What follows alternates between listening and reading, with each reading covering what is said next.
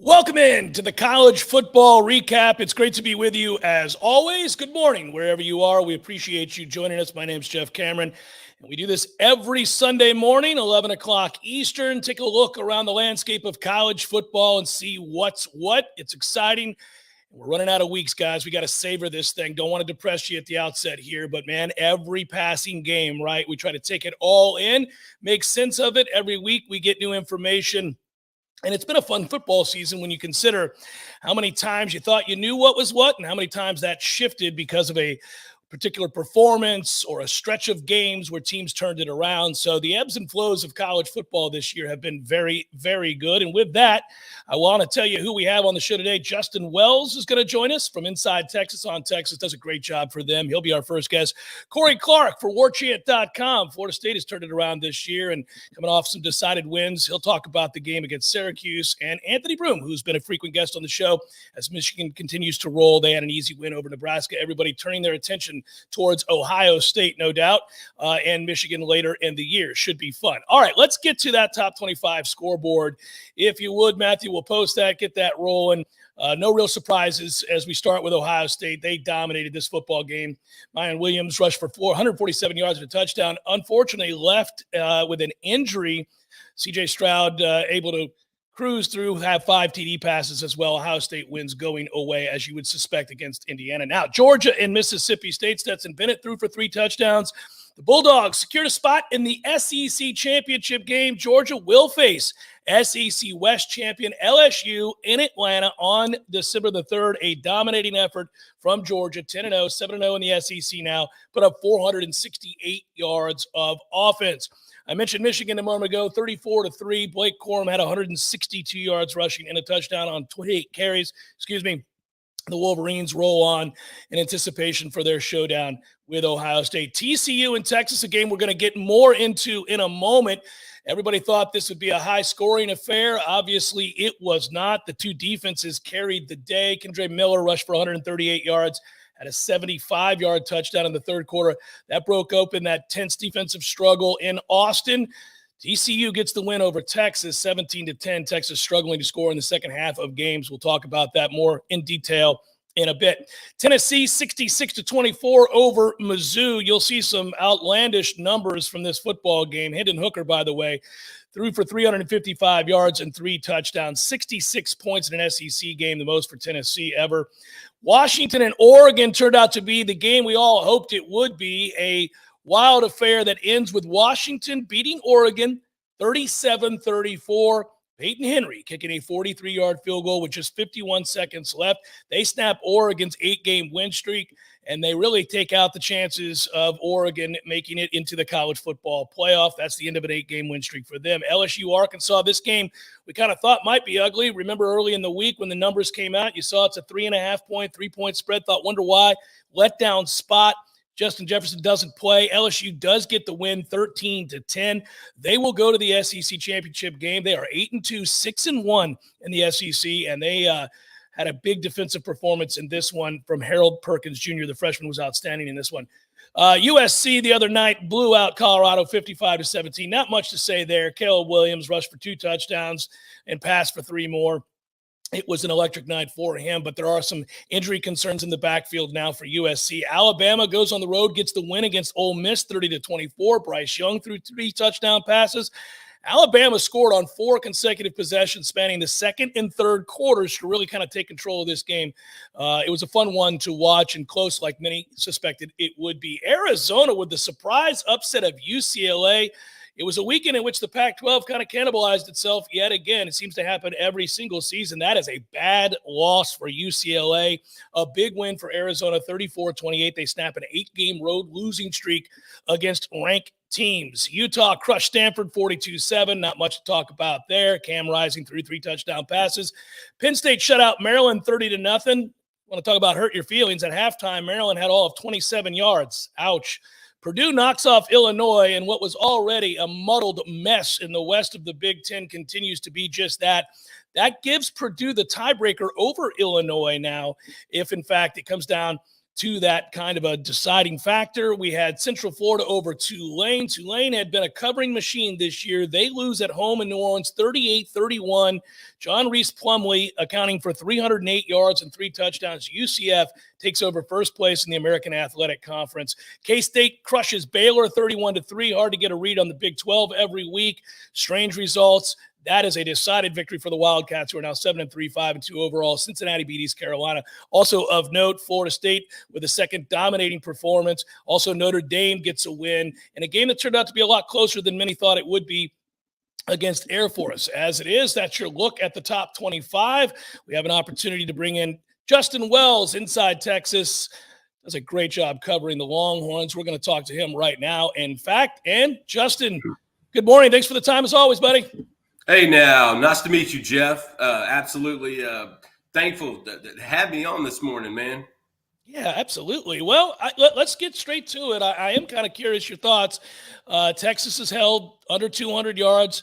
First time since 2015 that's happened against Notre Dame way back then. And this is a tough loss, I imagine, to take because obviously it was a big recruiting weekend. Why don't we start with that? A lot of recruits in town. We also know game day was there.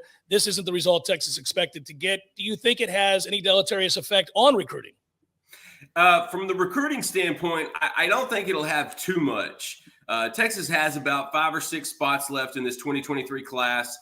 They brought in, like you said, some of the biggest names in the country were on hand. They're trying to close with a handful of 5 stars and high 4 stars down the stretch. It's one of those. I tell fans all the time, recruits don't make decisions based on a game to game basis. That's just not how they're wired. That's a fan mentality. But if you're an offensive player, a recruit, you probably didn't like much of what you saw. A team that's Texas, one of the highest scoring teams in the country, just could not get in gear, just could not get out of neutral. It was one of those things where they just kind of slogged through it. Whereas if you're a defensive recruit, you saw some really, really good football. You saw some great play. I believe TCU was either 6th or 7th in the country in scoring coming into the game. The defense just was lights out, Jeff. I mean, the first 18 plays, Texas had 8 tackles for loss. They were running and rallying to the football like they did earlier in the year, and they looked fantastic. It was 3-0 at halftime. A game that, if you took the under, you went to bed a happy person because the points were hard to come by. TCU mounted a few drives in the second half and were able to put up points. Whereas with Texas, they got down in the red zone inside the 5-yard line twice with a 1st and goal. And Bijan Robinson didn't touch the ball one time in any of those plays. So in hindsight, that looks kind of like a bad decision. But at the end of the day, like I said, recruits don't base it on a game-to-game basis. Get to catch up a little bit with Anthony Hill's family last night. The 5-star linebacker had an absolute good time. This was him kind of getting back into the mix after decommitting from Texas A&M the week before. He's getting closer to a lot of those players. He has bonds on that team with Jatavian Sanders and Austin Jordan. Ryan Watts and him grew up together. Savion Red, Xavier Bryce. He's got a lot of friends in that program. So I felt like Texas did a really good job with Anthony Hill, and he's definitely a priority on that side of the ball. But, if you're an offensive recruit, you probably looked at it as like, that wasn't a very good showing. Whereas if you're a defensive guy, you see an opportunity to come in and play right away. Give TCU credit, Jeff. I thought they played incredible football on the defensive side of the ball. I felt like TCU's defense would be the weakness.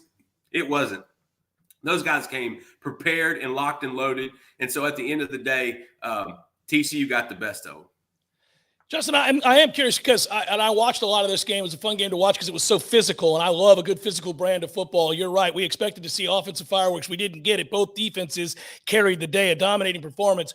Bijan Robinson is as exciting a football player as there is in the country, a truly unique and gifted running back, 12 carries, 29 yards. Did you think you'd ever see that in a situation like this?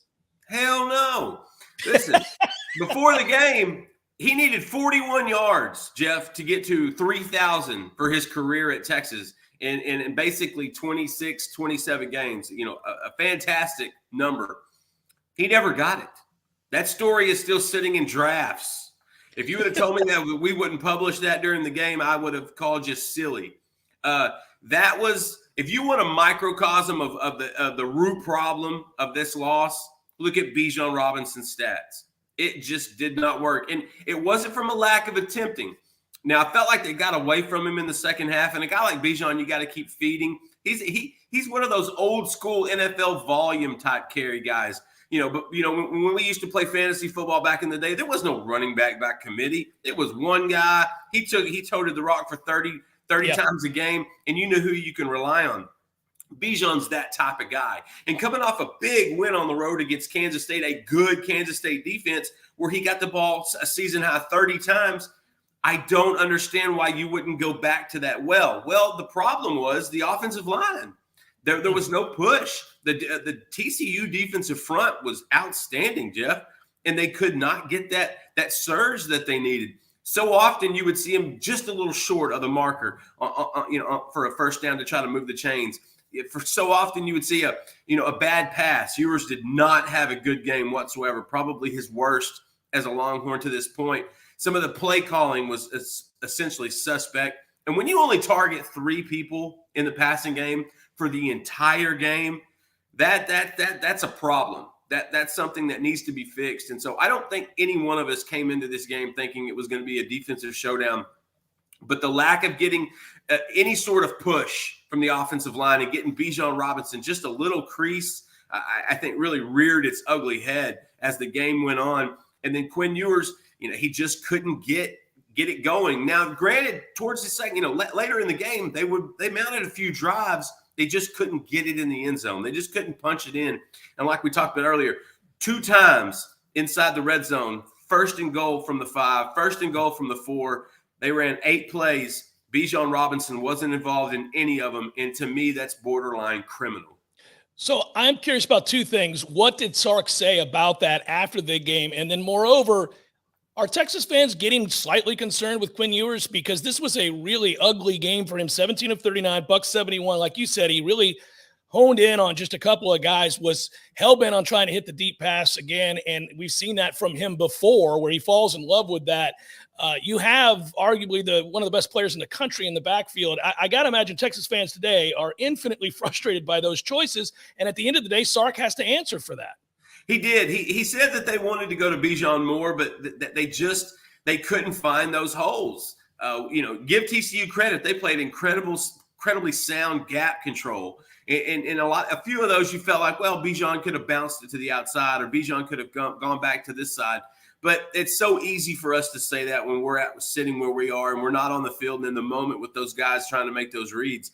It just felt like Bijan couldn't get out of neutral. It just felt like he couldn't get into that. And the thing with Quinn Ewers, Texas fans don't need to worry because we have to understand he's still a freshman. This kid's still 19 years old. And I think in this day and age of instant gratification, if we don't see the immediate impact from a 5-star player, well, he's just not that good or, oh, he can't play at this level. The world doesn't work that way. Quinn Ewers is going through the learning, the trials and tribulations of being a freshman quarterback. He had a tremendous first half against Alabama. He had a tremendous game against Oklahoma. He had a good game against Iowa State. Those are the good ones. He had a stinker in Stillwater, Jeff. Yeah. His worst game to this point. And then he had a stinker last night. That's part of going through the quarterback. Bobby Burton and I talked about this earlier on Texas football. Did I ever feel like a point where they should have gone to Hudson Card, if they should have made a different decision? And my answer was no. It's not, because you can't just pick and choose at that point. You have to stick with the horse that you brought. And Quinn is going to learn experience going through this adversity. This is how he's going to be better. Plus, I don't think it would have been fair to Card to bring him into a situation where they weren't protecting very well anyway, and the receivers weren't doing as well. And you'd kind of gotten away from your lead horse, which was Bijan. 12 carries. You're not going to win any games in Austin, Texas when Bijan Robinson's your tailback and he's got 12 carries. You're not going to do it. You need to be more creative. If that means running some outside zone compared to inside zone, if that means running some misdirection, we've seen Sark be real creative in scheming open his guys throughout the season. On Saturday night, I didn't see any of that, Jeff. That's my cause for concern. It's not the development of Quinn Ewers. It's not who he's going to be, which is going to be a tremendous quarterback one day at this level and the pro level. It's where was the play calling? Where was the adjustments? And where was the usage of a guy that, listen, that seat in New York City for the Heisman ceremony, it was getting really warm for number 5. It was getting really warm up until this game. We were looking at him possibly being there after that stretch of 4 games where he's been tremendous. You can forget that dream. Bijan's going to be hanging out with family in December rather than hanging out in New York. Last couple of things, Justin. Just curious, your coverage inside Texas this week. What can we expect to get as we mosey on over to the great website to watch Texas finish out this season? And also, secondarily, just kind of curious, if you take the pulse of Texas fans, where are they at right now with Sark? Frustrated.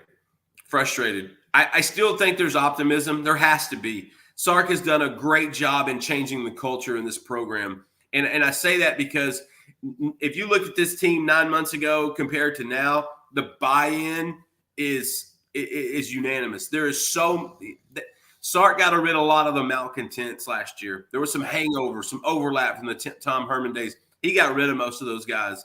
And that's the thing you have to understand. If you talk to recruits, a lot of times you'd say, what did you think about the field? They'll tell you. What did you think about the locker room? He's like, that's what blows them away because these guys play so hard for each other. They really like each other. And at this level, I feel like that's so important because they're still kind of young. They're not in that pro stage just yet. So for fans, it's frustration. But understand they're already making more progress this year than they were last year. But in Austin, the expectations are generally a little bit higher than they usually should be. And so you look at it like Kansas is coming up. That's going to be a tough one in Lawrence because those guys are well coached. They do a good job. And then they've got to finish the regular season with Baylor.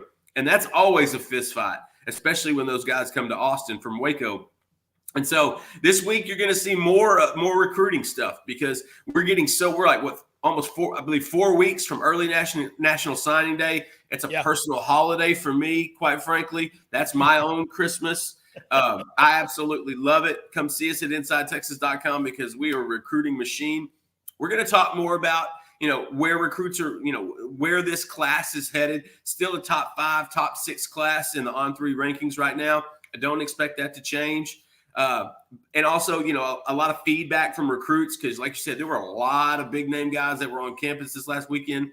We'll catch up with a handful of those as well, especially I'll have an Anthony Hill update here pretty quick at InsideTexas.com. But that's what these are the growing pains of the freshman quarterback. Yep. And I can take that. What I can't take is a coaching staff that doesn't adjust on the fly as well as we think they should. I'm seeing a trend, Jeff. 3 halves, straight halves. Without an offensive touchdown, Without an offensive touchdown. Buddy, that's a problem. And that's not only a problem for a team in the bigger scheme of things of football. That's a problem for a team that's known for scoring. That means the defenses in this conference have started figuring things out. And that if you can't make adjustments and you get set into that tendencies type style, that's a hard road to drive back on, man. It's going to be fun to watch, so I would invite everybody to do just that and follow you. You can see the Twitter handle right there, Inside Texas, the website for On3. They do an incredible job. It's still a lot to kind of vet here before this season ends, in particular with the recruiting. As we all know, it's about the Jimmies and Joes. Got to get those guys in here. The X's and O's tend to take care of themselves when that happens. Justin, thank you so much. Have a great rest of your day, man. I appreciate you hopping on with us. Good to talk to you. Hey, man, absolute pleasure meeting you. I appreciate you guys having me. Matthew, Take it easy. He's speaking to our producer, good old director Matthew. He's the man. That is Justin Wells, Inside Texas. A guy I know really, really well is who we're going to pivot to now. My cohort, Corey Clark, warchant.com, another great On3 site. What's up, Corey? How are you this morning, baby? I'm good, man. Love the hat. Always love your hats. Thank you, brother. Thank you. So let's just say it. How good is Florida State? Or better yet, we know they're good. Are they top 10 good right now? Man, it's look, Who knows, Jeff? I know that other than Georgia and Ohio State, I think they could beat anybody in the country the way they're playing. That doesn't mean they would, but I would be surprised if they played anybody else in the country and just weren't in the game in the fourth quarter. I mean, it's one thing to beat the likes of Syracuse and Miami. You don't beat the bejesus out of them like Florida State is doing. Like that's not that, Syracuse did have their quarterback. It didn't matter. Florida State just puts up points and yards on anyone, man. And it's not normal what's going on. I said that a bunch last night, but it's the truth. They're not just winning these games. They are dominating like it's 1994 again. This isn't what normally happens in college football in 2022, to go on the road and win 2 straight games by a total of whatever, 83-6. And the games weren't even that close, honestly. I mean, that game last night, the 38-3 that you're looking at there could have been 50-3. 52-3. I mean, they called off the Dogs pretty darn early, and yeah, it's just I think I think the way they're playing, you can't tell me there are 9 teams in the country playing better than them right now. Yeah, it's interesting because we've watched them kind of graduate and grow up before our eyes. There were a lot of questions, and there are a lot of people watching us throughout the country right now on various On3 websites, and they may not be as tuned in to Florida State, especially after that little losing streak, but you've watched them come out from that and respond the way that a team who's taking the next step should, right? Which is you're not down on your luck, you're not self-pitying, you're not doing any of those things, you're going out and making a statement, and you're seeing it come to fruition. In particular, though, Corey, would you say the most surprising element, if I were to, again, for people who are not locked in on Florida State, if at the beginning of the year, I would tell you that Florida State's offensive line is going to take turns dominating defensive lines, including the likes of Clemson, let's say, and that is going to be the strength of the team, is going to be the offensive line. Or if I told you that the Oregon transfer, Trey Benson, was going to emerge as quite possibly one of the best running backs in the country and will go into next season thinking as such, or that Jordan Travis would be a really good drop-back passer and not have to rely on his legs. What element would you say that has been most surprising about Florida State this year, especially now that they are dominating their opponents? Probably the O-line, because they've run for yardage since Norvell got here. They find ways to scheme it up. There are times in these games, though, where it's not just, hey, we're smarter than you. I mean, they're moving guys out of the way, pushing guys out of the way, proud defenses. Just moving them like they're, again, like it's 1995. In fact, Jeff, they had a note last night that Florida State has now rushed for over 200 yards in 5 straight games. That's the first time it's happened since Warwick Dunn was a junior in 1995. I mean, this is historical stuff. It's the first time they've scored 38 or more in 3 straight ACC conference games since, of course, 2013. And before that, it was 2001. So when you might hear Florida State media or fans getting excited about these last 3 games, you're looking at the competition. You're like, well, yeah, they were favored to win all those. Those aren't great teams they're beating. It's not that they're winning the games. It's how they're winning the games. And they're doing it so physically on both sides of the football, man. It doesn't seem like smoke and mirrors are just, we've got a good hotshot coach that's innovative. No, man. They are winning because they appear to be bigger and stronger and better than their opposition. Much better than their opposition, apparently. Yeah, and the defense is where I want to shift to now, because I think we had question marks. I mean, earlier in the year, we were beginning to see signs that obviously the offense was going to take the next step. Jordan Travis was better as a passer. They didn't have to rely on him to just scramble and all that kind of stuff. You began to realize they were emerging there. They were better and deeper on the offensive line. They've had injuries there, but yet they were able to run. So you could see this, though. Receiving core was better. But I think defensively is now where we go, because I've mentioned before, and we've talked about it some, Corey, that the numbers look really good for this defense, but you're not real sure how believable it is, because some of the offenses that they've faced haven't been very good. And there have been moments like the Wake game, like the Clemson game, where they played some of the better offenses. They didn't get the stops they needed. How good is the defense? Because they're putting up right now dominating numbers. But what can we believe in about this defense right now? Yeah, I don't know how you do WAR when it comes to college football defensive linemen, but apparently Fabian Lovitz would be off the charts. He's the defensive tackle for Florida State. They are very good when he's on the field. Just him being in the mix changes everything. He came back really 3 weeks ago. Yeah. And they have given up 1 competitive touchdown in 3 weeks, Jeff. The Georgia Tech scored on the final play of the game when it was 41-10. Their only other touchdown was right after halftime after recovering the onside kick when they hit a 3rd and 16 play. That's the only touchdown Florida State's given up in 3 weeks. That's 23 straight drives. It's 1 touchdown in the last 28 drives. This is championship level stuff. And I still don't know if they're a championship caliber defense. Like, I still don't know if I truly believe it because of how bad the offenses have been that they faced. But they're also making them look horrendous. Like, I watched that Miami offense on Saturday against Georgia Tech. It didn't look like a JV offense like the one that Florida State made it look like. So I think Florida State is impacting these games, impacting these offenses to the point where they look, somewhat childish. They look like JV, high school, middle school football teams. They don't do anything. To answer your question, once they play Florida, that's the litmus test, right? That's a real offense that they're going to face. They have not performed well against great offenses. They haven't performed horribly, but they haven't performed great. That's the litmus test.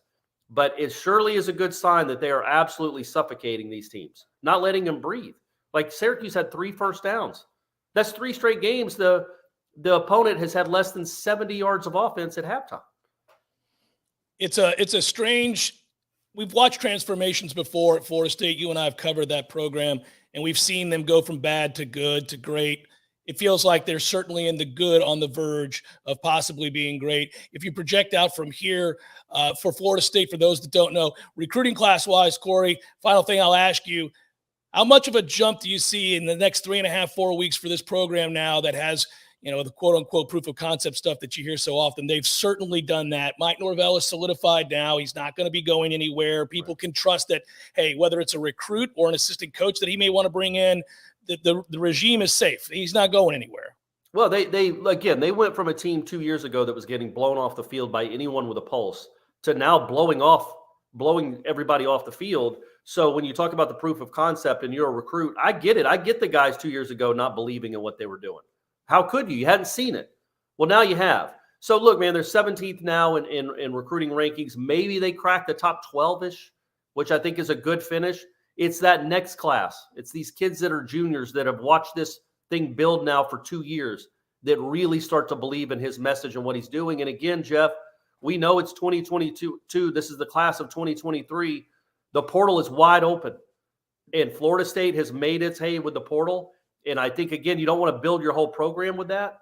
But I think there's going to be 6, 7, 8 spots that now they're going to have to be turning kids away because of what they're doing with these guys in the portal. You mentioned Trey Benson, Johnny Wilson, Jared Verse, Jermaine Johnson.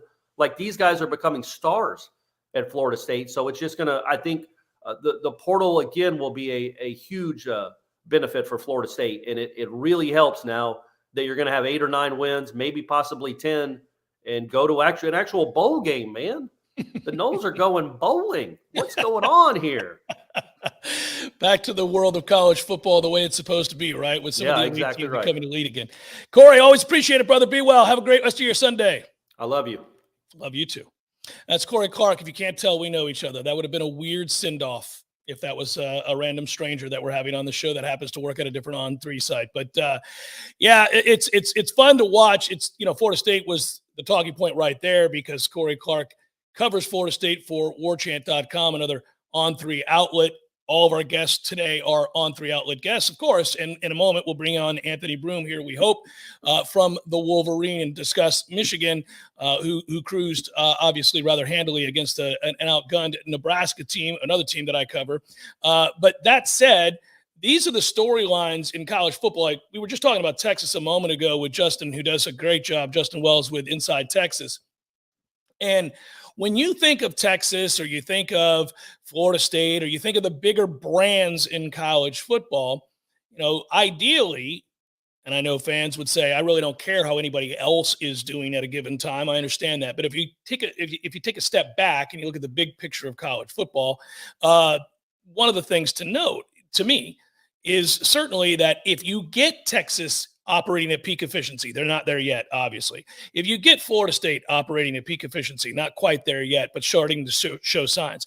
If you have what we've seen this year, the emergence of a Tennessee out of the SEC East to go along with what Georgia's doing, obviously, as the representative of the East. If Florida, under first-year coach Billy Napier, is able to get back to where they're operating at peak efficiency, then all of a sudden you start looking around, you see what's going on with USC right now, and you just need a few others where we have more hats in the ring and have fun with it. Last year it began, we were talking about what Michigan did. Anthony Broom's going to join us right now to talk about Michigan with another easy win. You want, if you're a big fan of college football, you want these brands that we've talked about today, Florida State and USC and Texas and others, to emerge all simultaneously and let the bloodbath begin. There he is. Anthony Broom from the Wolverine joins us again. Hey, Anthony, how are you? Good morning, buddy.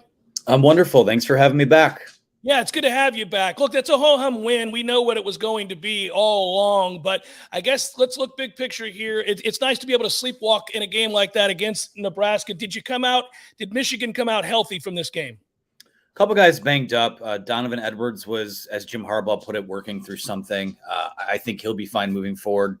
They were without Luke Schoonmaker, their starting tight end, still without starting right tackle and Trente Jones. But I think for the most part, they come out of this game relatively unscathed. There wasn't Mike Morris injury at the end of the game. That we'll see what happens there. But, nothing I've heard coming out of last night's game would suggest any concern for, maybe guys sit out next week. But the big one's 2 weeks from yesterday against Ohio State. I don't have concern about any guys in that regard yet. Yeah, Michigan continues to bludgeon people on the ground. You saw it yet again in this game. Every week it's fun to watch Blake Corum run the football, another 160-plus yard game for him. Offensive line leading the way. This is one of, if not the best rushing attack in college football. Fun to watch. I would imagine right now that the continued successes of Michigan football has led to what should be a great recruiting class. We're getting close now where we start to look a little bit in that direction. Give me big picture outlook for Michigan's recruiting class right now. Yeah, recruiting is, to be frank, not probably where it should be at the moment. They had a lot of momentum coming out of, they cleaned up really well at the end of the last, before the last early signing period. After you beat Ohio State, win the Big Ten, and then, during the offseason, you have, there's some NIL stuff. Michigan's been a little bit slow to adapt there. Jim Harbaugh, goes through the little dance that he did with the Minnesota Vikings. So recruiting has taken a bit of a hit. There are some guys in the class that I think have some bright long-term outlooks. And even, you go back to the guys from the last recruiting class, how we tie this all together in terms of big picture outlook. I think right now this program has a nice little 2-3 year window where with the core group of guys that they have on the roster now, mixed with some of the guys that they have coming up, I think they have staying power. For them to stay where they're at past this 2 or 3 year stretch, whatever it winds up being, you've got to keep hammering away at it. Michigan's a school that typically pre-NIL is recruiting at a top 10 level, top 5 level some years. And this current class hasn't been that yet, but so some things to kind of work on there. But this is everything that's happening right now at Michigan has staying power and, quite frankly, still has so much room to improve too. Well, and I think this is fun to talk big picture here, Anthony, because you alluded to it just a moment ago. Harbaugh's dalliance with the NFL in the offseason with the Minnesota Vikings no doubt had to have hurt the prospects of recruiting, because if you're a recruit, you want to know who you're going to go play for, and if you're uncertain, if he's still making overtures towards the NFL. Now you have a situation where the Indianapolis Colts obviously have hired Jeff Saturday. We know Harbaugh's connections to the Indianapolis Colts. I don't know if Jeff Saturday is the long-term answer. It is a weird hire, to say the least, but I am kind of curious. Has there been talk there in Ann Arbor about whether or not Harbaugh would be interested in that job if it were to come available? Yeah, it seems like every year it's been sort of the NFL rumors that cry wolf. And then last year he actually winds up getting on a plane and going to Minnesota. So it's tough to say. No matter what people say about what they know about Jim Harbaugh's intentions, he doesn't have an agent. He keeps his circle pretty tight, and he's a bit unpredictable when it comes to matters close to him. So I tend to believe that, he got the new contract from Michigan, signed the new contract from Michigan. with Michigan continuing to win at this pace and the money that's pouring into the program, it's probably would behoove them to put a little more money in his pocket. I don't think he wants to. I don't think he wants to be anywhere else. I think the last couple of years we've seen a guy who is, I think, as loose as he's been. I think is having as much fun as he's ever had coaching this football team, and winning football games obviously helps with that. But I think as long as he feels the love from the University of Michigan and the administration, which the new university president loves him. I know he's got a supporter in Ward Manuel in the athletic department, guy who held on to him when a lot of people said they probably should have fired him after the COVID season. So he has support there, but I do think that if you want to keep this build moving along, the resources have to just keep pouring in, and he has to feel the support and the respect that, quite frankly, at this point he deserves. I would think it's just, I'm just riffing here. You and I are having a conversation. It seems to me from a distance that this is the perfect scenario. He was able to hang in there, survive a couple of near firings, if you will, or potentially. They're playing the brand of football that he adores, right? This is what he wants. Michigan wants to bludgeon people. He wants to play the old Stanford offense that he had. He's making money. He's back in good graces. Michigan, I would think, is not in any trouble from an NIL standpoint. They've got a ton of money. Like, why would you be looking anywhere else? To me, you would set it and forget it and be here for the next 10 to 15 years and get ready for your annual war with Ohio State. Yeah, and for what it's worth, I think that's where things are right now. I mean, I haven't heard anything, since the two sides kind of came back together after that Vikings thing that would suggest that there's any friction or a lack of support there. I think both sides know that they've got things pretty good right now. There's a lot of programs across college football that would kill for, this is now that Michigan's 10-0, the fifth time under Jim Harbaugh they've done that. It's the first time they've ever started 10-0 under him. First time they've done it since 2006. They're 22-2 over the last 24 games with him at the helm. To me, I mean, whatever it takes to keep this train rolling, it's no questions asked to me. I mean, whatever, if there needs to be a little bit of a raise, if there needs to be more money added to the assistant coaching staff, which I think his staff has been phenomenal too. And that's a huge reason for why they've been able to kind of turn things around these last couple of years is the talent and the aptitude of the guys on that staff. I don't see a scenario where I don't think we're going through the same things this February that we were last year. I think is the easiest way for me to put it. It's all hands on deck right now, and quite frankly, where it should be. Anthony, obviously a lot of excitement surrounding Michigan football right now, and you guys are covering it at the Wolverine. As far as that coverage goes, what could we look forward to if we were to jump on there today and read what you guys are producing, and what do we have to look forward to? Obviously, it's the build up to the showdown with Ohio State, but I want to give you a chance to expound on what we can expect to see at the Wolverine.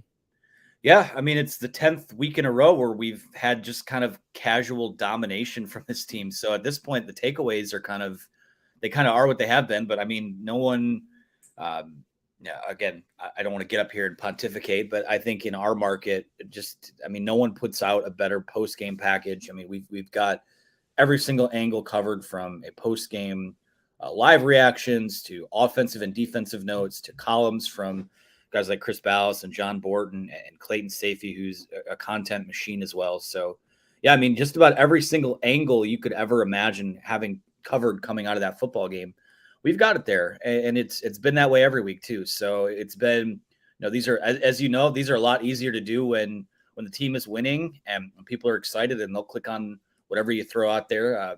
But yeah, we're now kind of in this, once Michigan got past that Michigan State game, it's all eyes on Ohio State. And, there's this building, I would say in years past, like a building anxiety towards it, but now it's like a building anxiousness. Yeah.